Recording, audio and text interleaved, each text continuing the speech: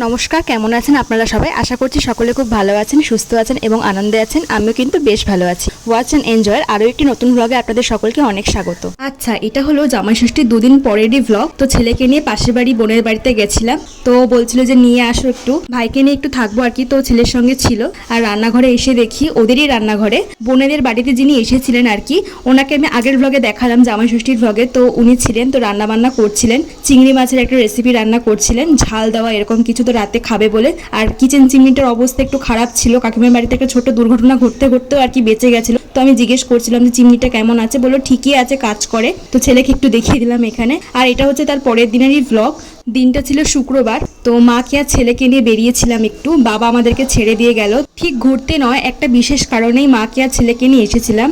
Actually মায়ের কনসার্নে আসা। ব্যাপারটা হচ্ছে আমার ছেলে 2 থেকে 3 দিন হয়ে গেছিলো, ঠিক করে খাওয়া দাওয়া করছিল না, খুব ঘ্যান ঘ্যান করছিল আর কি। তো মা বললো যে ওর হয়তো হাওয়া বাতাস লাগলেও লাগতে পারে, চল একটু পীর বাবার কাছে ঝাড়িয়ে আনি। তো সেই কারণে এসেছিলাম আর কি। তো এখান থেকে কিছুটা ডিস্টেন্সেই পীর বাবার মন্দির আছে, আর এর থেকে কিছুটা সামনেই ছিল আমাদের পবিত্র বহমান নদী, গঙ্গা নদী। তো সেখানে আর যাওয়া হয়নি, সময়ও সেরকমভাবে কাটানো হয়নি। তো এখান থেকে কিছু দূরত্বেই পীর বাবার মন্দির ছিল, সামনে আরো কিছু মন্দির দেখালাম, সামনে একটা ছোট ক্লাব ঘর ছিল, সেটাও দেখালাম। তো এখানে বিশেষত একটা আসা হয় না, তবে এই সারাউন্ডিংটা, এই জায়গাটা আমার ভীষণ ভালো লেগেছিল আর কি এসে। আর আসার পথে একটা ছোট্ট পার্কও দেখতে পেয়েছিলাম, সেখানে দোলনা ছিল, বাচ্চারা খেলা করছিল ওইখানে। তো ভেবেছিলাম যে পীর বাবার কাছে ঝাড়িয়ে আনার পরে সেখানেও একটু সময় কাটাবো আর কি, ছেলেকে নিয়ে মাকে নিয়ে। তো চলে এসেছি পীর বাবার মন্দিরের কাছে। তো ওইখানে যিনি ছিলেন আর কি, উনি বললেন যে ভিডিও ক্যামেরা করা যাবে না, ভিডিও ক্যামেরা অ্যালাউড ছিল না। ছেলেকে তো ঝাড়িয়ে নিয়েই ছিলাম, সাথে উনি আমাকেও একটু ঝেড়ে নিয়েছিল।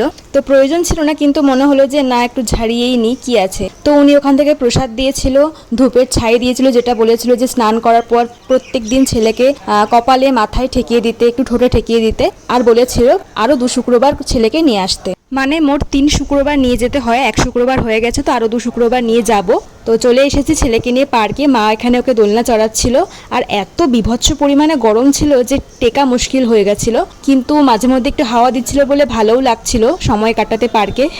আমার ছেলে তো উল্টেই যাচ্ছে, এটা বড়দের দোলনা, কিন্তু ও এত ছোট, ও কি আর ফিট হতে পারে এই দোলনায়, বলুন আপনারা। আর দোলনা চড়াতে চড়াতে মায়েরও কালঘাম ছুটে যাচ্ছিল, কেননা ওকে ধরে নিয়ে এরকম করে সামনে পেছনে করতে হচ্ছিল। মা বলছিল এত গরম, সিরিয়াসলি ভীষণ গরম ছিল। আর এখানে আমিও আমার ছেলেকে নিয়ে চলে এসেছিলাম দোলনা চড়াতে।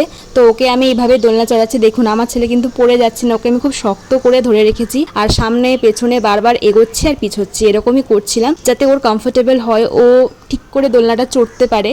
ছেলে যখন আমার ঘরে থাকে তখন খুব চনমনে থাকে, স্বতঃস্ফূর্ত থাকে আর চিৎকার করতে থাকেন, সেটা আপনারা ব্লগে দেখেইছেন। কিন্তু এই যে বাইরে নিয়ে এসছে একদম চুপচাপ, শুধু এইদিক ওদিক দেখবে, অবজার্ভ করবে। আর কেউ যদি অচেনা কোলে নিয়েছে তাকে আপাদমস্তকে দেখে নেবে আর কি, বড় মানুষদের মতো, তারপরে গিয়ে তার কোলে যাবে আর কি। অচেনা মানুষের কোলেও যায়ও। তো যাই হোক, ওকে দোলনাটা চড়িয়ে এখন আমি ওকে কোলে নিয়ে নিলাম, দিয়ে এবার আমি দোলনা চড়তে এসেছি, মানে ধেড়ে হয়ে এখন আমি দোলনা চড়ছি। যেহেতু আমি ছোটবেলা থেকে দোলনা চড়তে এত ভালোবাসি, সেই ছোটবেলায় দিদা বাড়িতে যেতাম আগে, খুব নস্টালজিক একটা ব্যাপার কাজ করছিল। যেতাম, খাওয়া দাওয়া করতাম, থাকতাম, বিকেলবেলা অবধি দোলনা চড়তে যেতাম। এরকম মিলন সংঘ মাঠ ছিল, ওইখানে যেতাম দোলনা চড়তে। তো এখন সেই সময়ও পেরিয়ে গেছে, আর সেই ইচ্ছেটা আছে কোথাও, কিন্তু সেই সময়টা বা সেই বয়সটা এখন আর নেই। তো যাই হোক, মিস করছিলাম সেটা। তো ভাবলাম যে এই নস্টালজিক ব্যাপারটা একটু তাজা করার জন্য আর নিজের মাইন্ডটা ফ্রেশ করার জন্য একটু দোলনা চড়ি। খুবই ভালো লাগছিল, মা আমাকে ভিডিও ক্যামেরাটা করে দিচ্ছিল।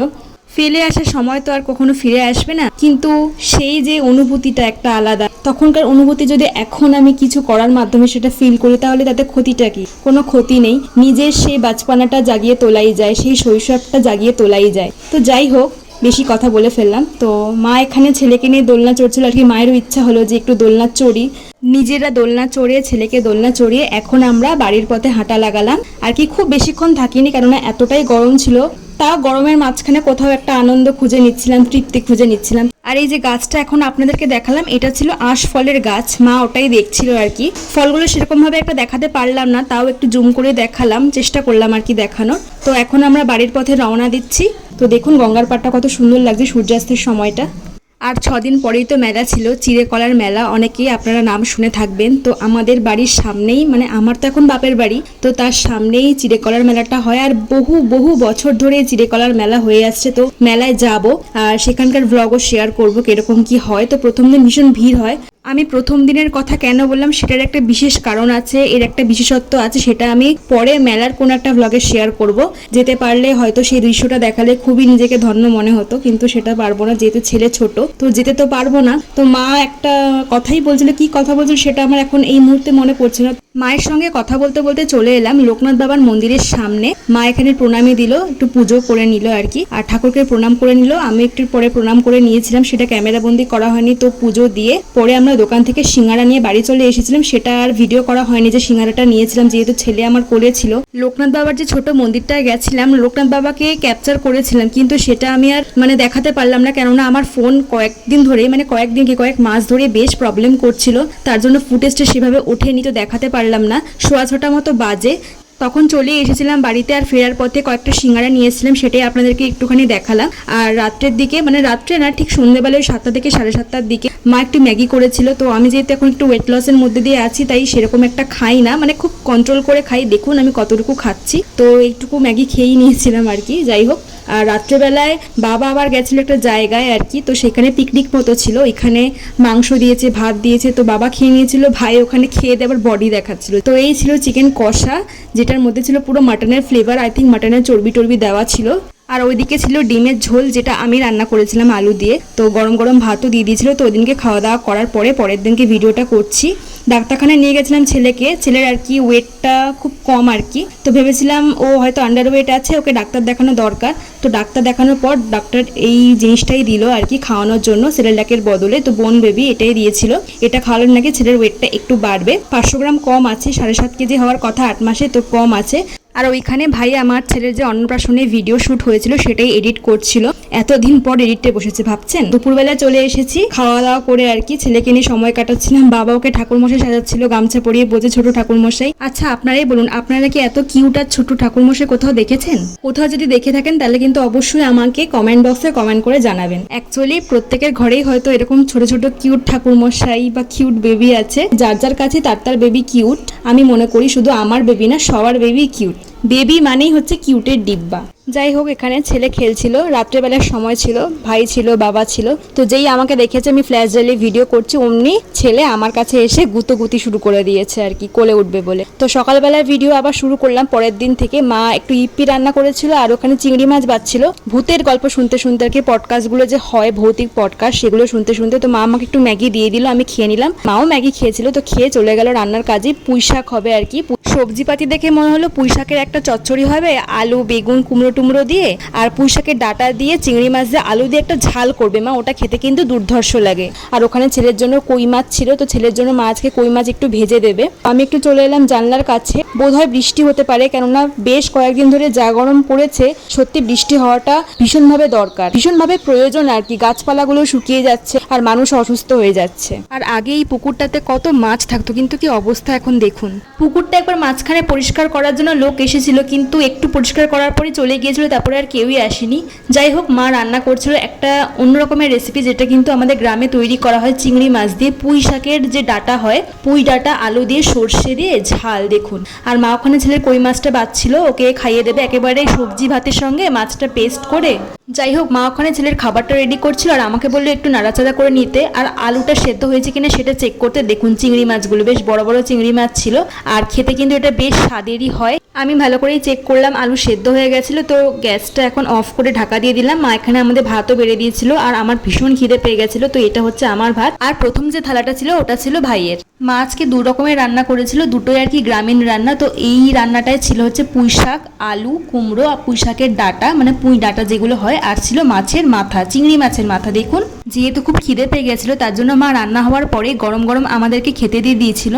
যখন শাক দিয়ে আলু আর কুমড়ো দিয়ে মাখিয়ে প্রথম গড়াসটা নিলাম না, সত্যি যেন অমৃত ছিল, এত সুন্দর খেতে হয়েছিল। আর চিংড়ি মাছের যে মাথার যে জুসটা থাকে, যে শাঁসটা থাকে আর কি মাথা, তো সেই শাঁসের যে ফ্লেভার আছে সেটা পুরো শাকের সঙ্গে মিশে গেছিল, দারুণ হয়েছিল, জাস্ট অসাম হয়েছিল। তো মাকে বললাম যে মা দারুণ হয়েছে, সত্যি অ্যাপ্রিসিয়েট করার মতো একটা রান্না হয়েছিল। আমার মনে হয়েছিল এর মধ্যে সর্ষেও দেওয়া ছিল, কেননা গ্রামীণ রান্নায় একটু সর্ষে আর জিরের ব্যবহারটা বেশি করা হয়। আমার মুখ থেকে তো খালি অসম, দারুণ, সুপার এই সমস্ত শব্দগুলো বেরোচ্ছিল, কেননা রান্নাটা এতটাই টেস্টফুল হয়েছিল যে আমি আর কি কিভাবে প্রকাশ করবো বুঝতে পারছিলাম না। ওর জন্য বারবার এই সমস্ত শব্দগুলোর মাধ্যমে প্রকাশ করছিলাম না, অটোমেটিক আর কি বেরিয়েই আসছে। তো চলে গেলাম সেকেন্ড রান্নায়। তো এটাও আর কি সর্ষে দিয়েই করা হয়, পেঁয়াজ, সর্ষে, লঙ্কা এগুলো বেটেই করা হয়েছিল। তো অ্যাকচুয়ালি এটা হয় আলু আর ডাঁটা দিয়ে, পুঁই ডাঁটা দিয়ে, কিন্তু মা এক্সট্রা ফ্লেভার দেওয়ার জন্য এর মধ্যে চিংড়ি মাছও দিয়ে দিয়েছিল। এটা মায়ের নিজস্ব একটা এডিশন আর কি। তো এটা আগেও খেয়েছি, খুবই ভালো লাগে আমার পার্সোনালি, আর আমার বাবারও কিন্তু ভীষণ পছন্দের।